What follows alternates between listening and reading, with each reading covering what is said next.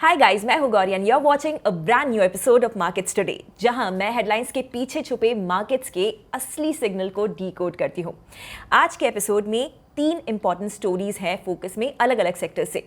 पहली story, India Inc का Q4 report card. Profits तो ग्रो हुए हैं बट विद अ ट्विस्ट। ये ग्रोथ आई कहां से? स्ट्रॉन्ग रेवेन्यू से या सिर्फ कॉस्ट कटिंग से? नंबर्स हम डीकोड करेंगे लेयर बाय लेयर। दूसरी कहानी रियल एस्टेट से जुड़ी हुई है। आरबीआई ने पिछले 4 महीनों में 100 बेसिस पॉइंट्स का रेट कट किया है। तो क्या ये होम बायर्स के लिए एक रेयर विंडो है या डेवलपर्स के लिए एक डिमांड बूम? और third story, IRCTC। Mahakumbh quarter से एक्सपेक्टेशंस तो काफी स्काई हाई थे, लेकिन रिजल्ट्स ने ग्राउंड रियलिटी दिखा दिया। क्या IRCTC अब भी प्रीमियम वैल्यूएशन डिजर्व करता है? तो वीडियो के एंड तक जरूर बने रहिए, क्योंकि हर स्टोरी में एक स्ट्रॉन्ग टेक अवे है जो आपके पोर्टफोलियो डिसीजंस को इन्फ्लुएंस कर सकता है।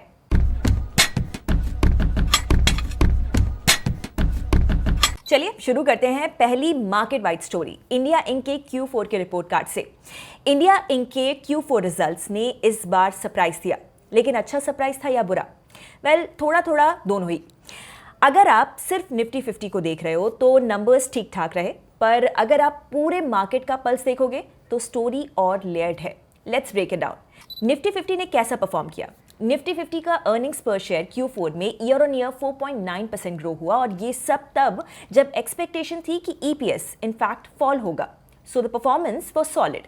अब इंटरेस्टिंग बात यह है कि अगर आप फाइनेंशियल कंपनीज जिनका निफ्टी 50 के वैल्यू में 38% वेटेज है उनको हटा दो, तो बाकी कंपनीज की EPS ग्रोथ 10.5% तक पहुंच जाती है। एक्सपर्ट्स के अकॉर्डिंग निफ्टी 50 के 80% कंपनीज यानी कि 50 में से 40 कंपनीज ने अच्छा परफॉर्म किया है। इन्होंने या तो परफॉर्मेंस की जो एक्सपेक्टेशन थी वो बीट की है और एक्सपेक्टेशन के अकॉर्डिंग परफॉर्म किया है। Pretty good, right? But hold on, पूरी पिक्चर इतनी सिंपल नहीं है। टॉप 50 कंपनीज की परफॉर्मेंस सही थी, लेकिन जैसे ही आप ब्रॉडर मार्केट यानी कि BSE 500 तक जाते हो तो हेडविंड्स दिखाई देने लग जाते हैं। BSE 500 excluding oil marketing companies का प्रॉफिट आफ्टर टैक्स 10% ग्रो हुआ, पर रेवेन्यू ग्रोथ सिर्फ 9% ही थी। और ये 8 कंसेक्यूटिव क्वार्टर था जहां रेवेन्यू ग्रोथ सिंगल डिजिट में थी। ये दिखाता है कि कंपनीज टॉप लाइन से नहीं, कॉस्ट कटिंग और लो बेस इफेक्ट से प्रॉफिट्स बढ़ा रही हैं। आजकल प्रॉफिट का असली ड्राइवर है कॉस्ट्स। रेवेन्यू तो फ्लैट चल रहा है, पर कंपनीज ने कॉस्ट्स को टाइट रखा हुआ है। क्रेडिट कॉस्ट्स कम है, रॉ मटेरियल प्राइसेस थोड़े कूल डाउन हुए हैं, और वेज ग्रोथ भी Q4 में सिर्फ 5% ईयर ऑन ईयर थी, जो पोस्ट कोविड लोएस्ट लेवल पे थी। तो कह सकते हैं कि इंडिया इंक ने काफी लीन एंड मीन अप्रोच ले रखा है, बट एक कैविएट भी है। अब कॉस्ट कटिंग ऑलरेडी पीक पे है, तो आगे और इंप्रूव करना मुश्किल हो सकता है। अब देखते हैं कि सेक्टर वाइज क्या सीन है। Value retail, jewellery, premium housing, इन सेगमेंट्स का परफॉर्मेंस अच्छा था, पर ब्रॉडर कंजम्पशन डल रहा। स्पेशली अर्बन एरियाज में ऑटो और कंज्यूमर स्टेपल्स में डिमांड प्रेशर दिखाई दिया।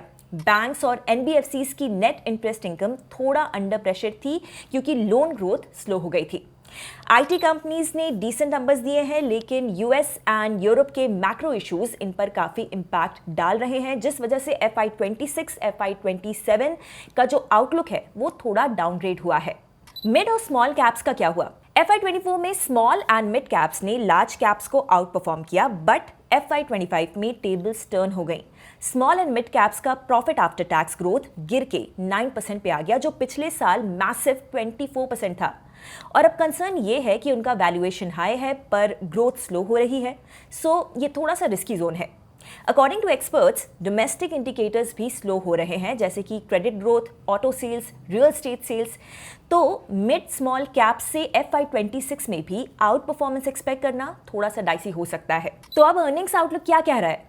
अगले 2 साल के लिए प्रोजेक्शंस थोड़े से एडजस्ट किए गए हैं। एक्सपर्ट्स ने निफ्टी 50 का EPS ग्रोथ आउटलुक FY26 में 16.4% से गिराकर 12% कर दिया है, और FY27 में 14.3%।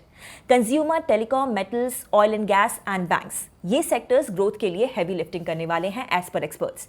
तो इकोनॉमी स्लो हो रही है और उसके हिसाब से मार्केट्स थोड़ा महंगा लग रहा है, इसलिए ज्यादा तेजी की उम्मीद करना अभी फिलहाल थोड़ा सा डाइसी हो सकता है, जब तक कोई बड़ा पॉजिटिव न्यूज ना आ जाए।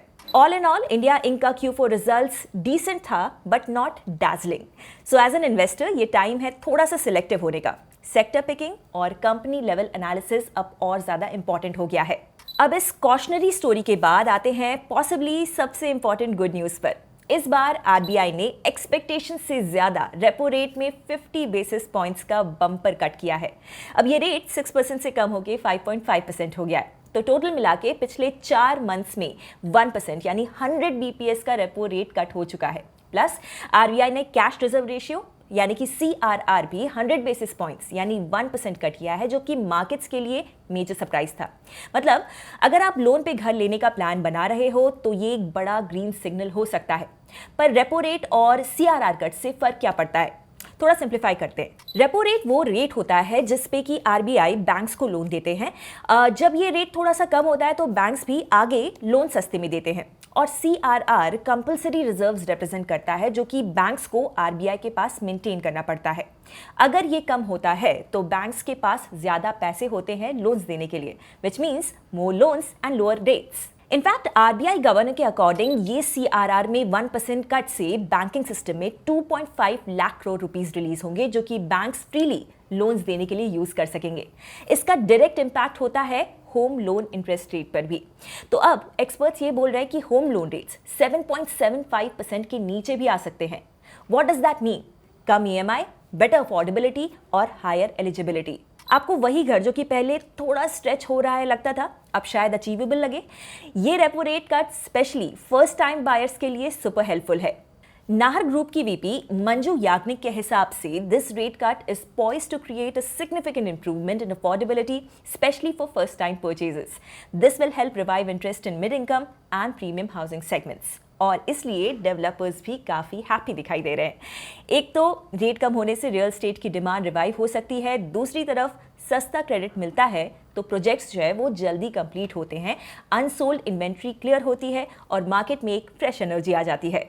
सिग्नेचर ग्लोबल के प्रदीप अग्रवाल बोलते हैं कि मिड और प्रीमियम हाउसिंग सेगमेंट में डिमांड ऑलरेडी रिवाइव हो रही है और ये रेपो रेट कट उस ट्रेंड को और तेज करेगा। और बोनस, डेवलपर्स के लिए लिक्विडिटी बेटर होने से कंस्ट्रक्शन एक्टिविटी को बूस्ट मिल सकता है और जॉब्स भी क्रिएट हो सकती हैं। तो ये सिर्फ एक बायर का बेनिफिट नहीं, पूरे के पूरे रियल एस्टेट वैल्यू चेन के लिए पॉजिटिव न्यूज़ है। अब आते हैं हमारी फाइनल स्टोरी पर, IRCTC की मिस्ड अपॉर्चुनिटी पर। तो दोस्तों, महाकुंभ जैसे बड़े रिलीजियस इवेंट से इन्वेस्टर्स ने नेचुरली ये एक्सपेक्ट किया था कि IRCTC का रेवेन्यू भी बड़ी जंप लेगा, लेकिन Q4 FY25 के रिजल्ट्स ने थोड़ा सा सरप्राइज दिया है और वो भी डाउन साइड पे। चलिए इसको ब्रेक डाउन करते हैं। सबसे पहले let's address the elephant in the room. Mahakumbh वाले जो स्पेशल ट्रेन्स थे उसमें केटरिंग नहीं थी। यस, सीरियसली, पिछले साल राम मंदिर के प्राण प्रतिष्ठा के टाइम IRCTC ने अयोध्या जाने वाली आस्था एक्सप्रेस में केटरिंग सर्विस दी थी। तो इन्वेस्टर्स को ये लगा कि भाई महाकुंभ स्पेशल ट्रेन्स में भी यही होगा। बट Q4 अर्निंग्स कॉल में मैनेजमेंट ने ये क्लैरिफाई किया कि गवर्नमेंट ने प्रायोरिटी दी ज्यादा लोगों को अकोमोडेट करने की, ना कि फूड सर्विस देने की। इसका रिजल्ट ये हुआ कि IRCTC का केटरिंग रेवेन्यू फ्लैट रहा 529 करोड़ रुपीस पर और मार्जिन भी ज्यादा इंप्रूव नहीं हुए। बेस क्वार्टर में मार्जिन ऑलरेडी लो थे और इस बार भी सिर्फ 12% पे ही रहे। IRCTC का कोर मनी मेकर अब भी इंटरनेट टिकटिंग है। पूरे FY25 का लगभग 75% EBIT इसी सेगमेंट से आया। इस सेगमेंट में 2 स्ट्रीम्स होती हैं, कन्वीनियंस फी जो कि आप ऑनलाइन टिकट बुक करते वक्त देते हो, नॉन कन्वीनियंस फी जैसे कि advertising, food add-ons, travel, insurance etcetera. अब Q4 में टिकट बुकिंग वॉल्यूम 10% ग्रो हुआ और कन्वीनियंस फी भी 9% ऊपर गई। Sounds good, right? पर ट्विस्ट ये है कि average fee quarter on quarter 7% से गिरकर 18.6 रुपीज रह गई। क्यों? क्योंकि UPI पेमेंट्स का शेयर बढ़ता जा रहा है। Q1 में UPI का शेयर 45% था जो Q4 में 47.7% तक पहुंच गया। UPI वाले ट्रांजैक्शंस पे कन्वीनियंस फी लोअर होती है, तो वॉल्यूम बढ़ा लेकिन फी पर टिकट गिर गई, जिससे नेट रेवेन्यू पे डाउनवर्ड प्रेशर आया। But here is the bright spot. एक सेगमेंट जिसने एक्चुअल में शाइन किया वो था टूरिज्म। ये IRCTC का रिलीजियस या luxury based package tours business है। Q4 में tourism EBIT year on year 161% grow होकर और मार्जिन भी डबल होके 18.1% तक पहुंच गया। कैसे? Thanks to Bharat Gaurav train जिससे 277 करोड़ रुपीस का रेवेन्यू आया और महाराजा एक्सप्रेस जिससे 92 करोड़ रुपीस का रेवेन्यू आया। बट कैच ये है कि भारत गौरव लो मार्जिन दैट इज 8% पे चलता है और महाराजा एक्सप्रेस प्रीमियम कैटेगरी है जिसका मार्जिन 18% से ज़्यादा है। मैनेजमेंट ऑप्टिमिस्टिक है कि टूरिज्म सेगमेंट ग्रो करेगा, लेकिन हिस्ट्री को अगर हम देखें तो ये सेगमेंट काफी वॉलेटाइल रहा है। एक और सेगमेंट है जिसपे कि इन्वेस्टर्स की नजर है। इन कमिंग मंथ्स आईआरसीटीसी को आरबीआई से पेमेंट एग्रीगेटर लाइसेंस मिलने की उम्मीद है, बट ग्राउंड रियलिटी ये है कि ये स्पेस ऑलरेडी फोन पे, रेजर पे जैसे जायंट से भरा हुआ है। यहाँ मार्जिन्स बहुत सुपर थिन है, तो गेम चेंजर बनने के चांसेस कम हैं, एटलीस्ट नियर टर्म में। हम स्टॉक की बात करें तो आईआरसीटीसी का शेयर प्राइस पिछले एक साल में 15% गिरा है, even though EBITDA CAGR FY23 से 25 के बीच 10% रहा। इसका मेन रीजन है कि पहले का वैल्यूएशन काफी रिच था। इवन आफ्टर करेक्शंस, एक्सपर्ट्स ये कहते हैं कि FY26 का EV एबिटा रेशियो 33 टाइम्स है, जो अब भी एक्सपेंसिव लगता है। FY26 में एबिटा ग्रोथ 18% एस्टिमेटेड है, बट करंट सिनेरियो के हिसाब से वो भी काफी ऑप्टिमिस्टिक लगता है। अगर आप IRCTC के इन्वेस्टर हो या फिर बनना चाहते हो तो remember, it is still a solid monopoly business with a sticky customer base. लेकिन शॉर्ट टर्म में म्यूटेड ग्रोथ और वैल्यूएशन प्रीमियम दोनों चैलेंज बन सकते हैं। टूरिज्म सेगमेंट से अपसाइड आ सकता है, बट कोर सेगमेंट्स जैसे कि केटरिंग और टिकटिंग में मार्जिन्स वॉच करना काफी जरूरी है। So that's a wrap. अगर आपको ये वीडियो इन्फॉर्मेटिव लगा हो या कोई नया पर्सपेक्टिव मिला हो on market earnings, housing sector या IRCTC, then don't forget to like. और हाँ, अगर आप ऐसे ही स्मार्ट मार्केट इनसाइट्स को मिस नहीं करना चाहते हो, then subscribe to Upstox. Investment in securities market are subject to market risks. Read all the related documents carefully before investing.